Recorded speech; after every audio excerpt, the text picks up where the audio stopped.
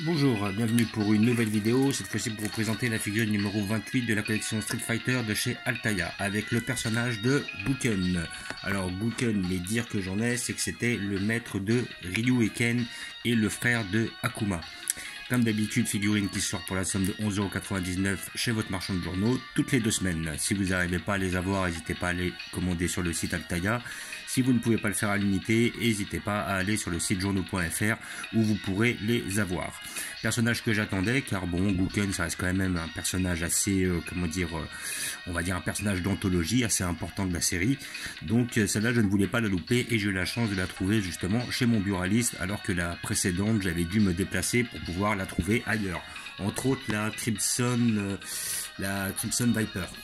Voilà, celle-là, j'ai réussi à la trouver, et en plus, elle est sortie quand même assez tôt, parce que la Crimson Viper, je l'avais eu il y a à peine 2 semaines, c'est-à-dire le vendredi, et là, on est le mardi, et je vois qu'ils l'ont déjà sorti. Donc, j'ai déjà assez de chance là-dessus. Donc, nous allons l'ouvrir pour voir ce que ça donne.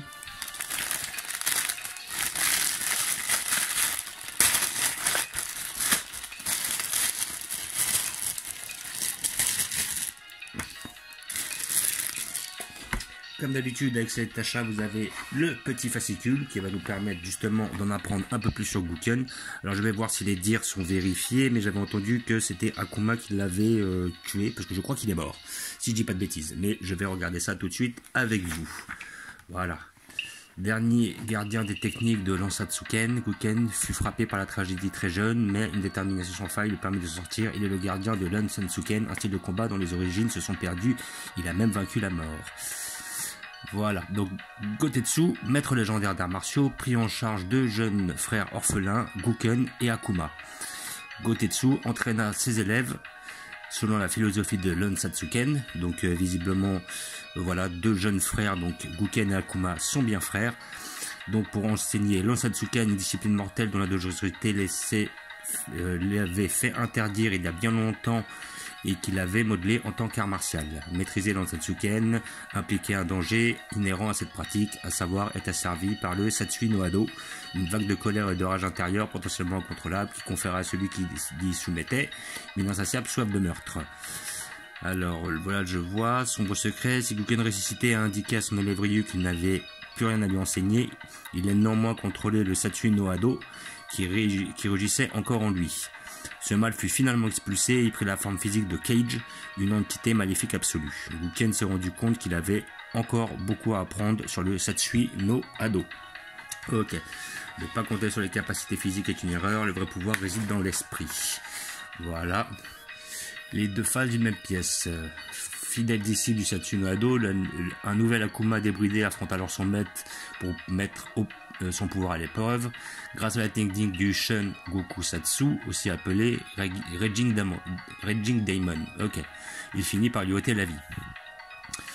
Voilà, Akuma disparaît en quête de nouveaux rivaux avec lesquels se bat à mort. Gouken de son côté continue à peaufiner son art bien à lui et se met à entraîner ses propres disciples, parmi lesquels Ryu et Ken.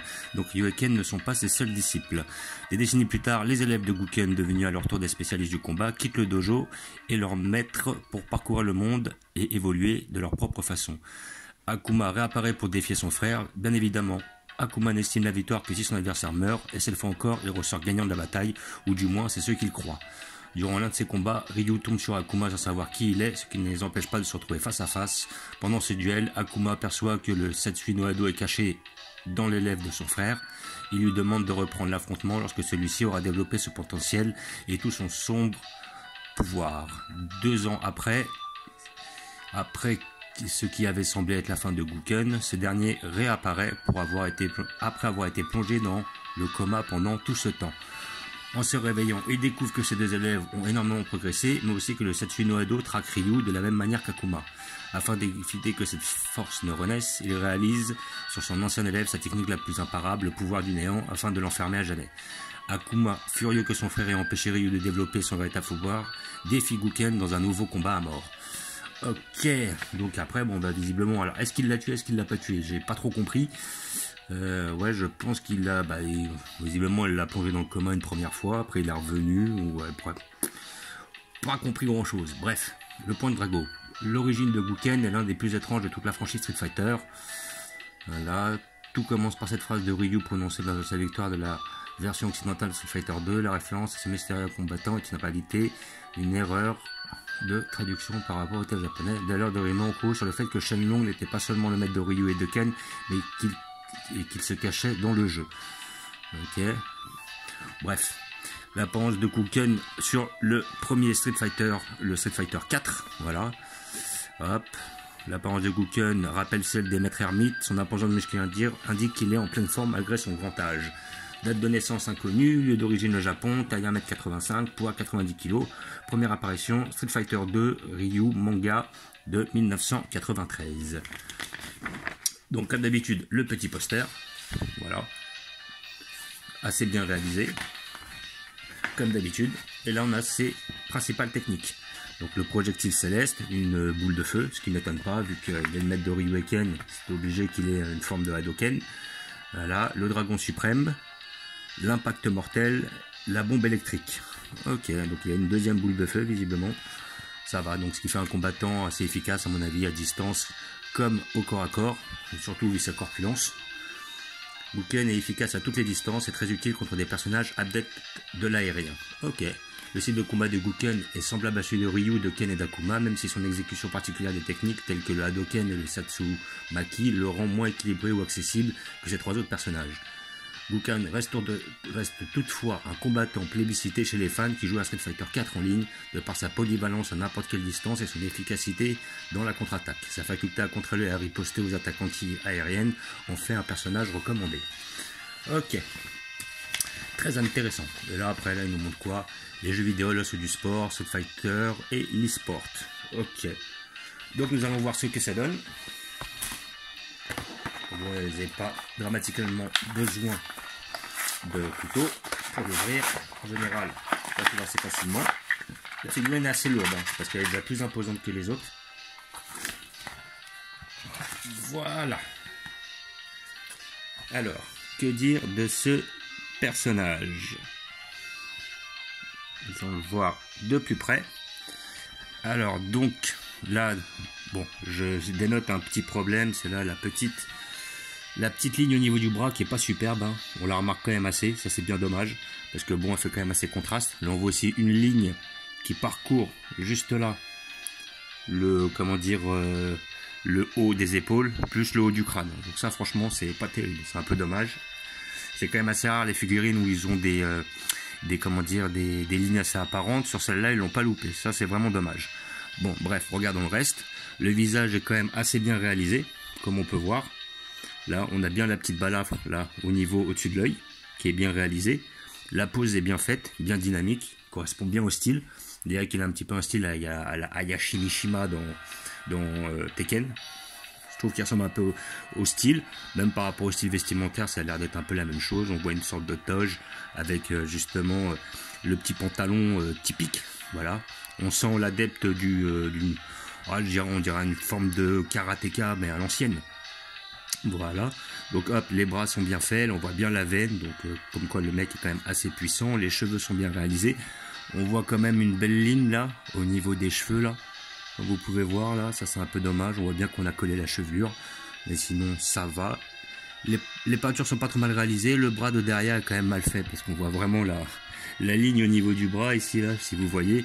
Plus on voit la ligne qui part comme ça, alors est-ce que c'est une ligne? Ouais, on dirait que c'est carrément une ligne qui part au milieu du bras, donc franchement le bras est un peu foiré, sincèrement. C'est un peu dommage sur une figurine comme ça. Mais sinon, dans l'ensemble, ça reste pas trop mal.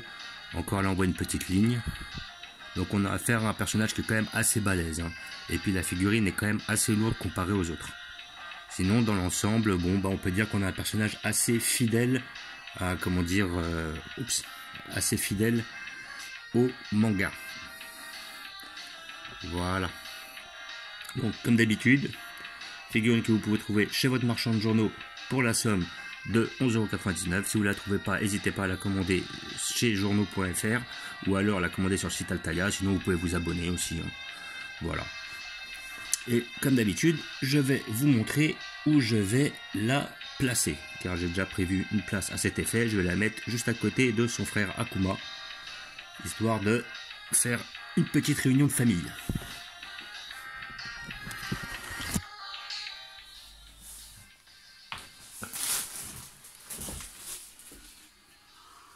Voilà, j'ai trouvé un petit emplacement rien que pour elle, ici présent.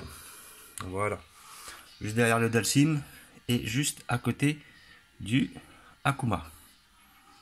Voilà, donc bon, on a un personnage qui est quand même assez bien réalisé.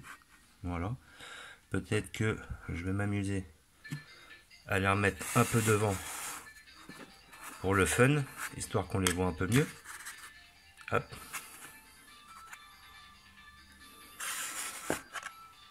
Voilà, comme ça nous permettra de les voir un peu plus. Voilà. Voilà. Donc là, on a le Akuma devant, le Ryu derrière et le petit Gouken juste devant. Donc comme vous pouvez voir, hein, je vous refais un petit visu dessus, ceux qui n'avaient pas pu le voir ou qui le voyaient mal.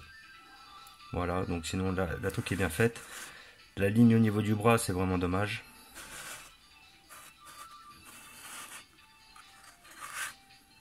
Là, on a encore une ligne au niveau du bras, là, ça fait tout le tour, c'est vraiment pas terrible. Une petite ligne qui fait là aussi, c'est pas super. Bon, après on a les veines assez apparentes, ça c'est pas si mal. J'aime bien ce côté puissance qui ressort. On a une belle ligne sur le crâne, elle est vraiment pas belle, hein. Ça c'est dommage, quoi.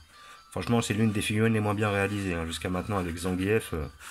Voilà, la plupart des autres, bon, Jen, il y avait un petit souci au niveau de la taille aussi, hein. Il y avait les comment dire, on dirait qu'il était mal clippé. Franchement, Akuma était bien mieux réalisé, hein. Il y avait beaucoup moins de défauts sur le Akuma. C'est un peu dommage. Mais bon, sinon, dans l'ensemble, je suis quand même assez content d'avoir ce personnage. Donc, comme d'habitude, hein, hop, le petit Dalsim qui est juste derrière, le Gouken et le Akuma devant, le Ryu derrière, le Adon juste derrière, Fei Long, Guile, notre ami Bison, notre ami Jen, Sagat, Cody, Balrog, Ken, Vega.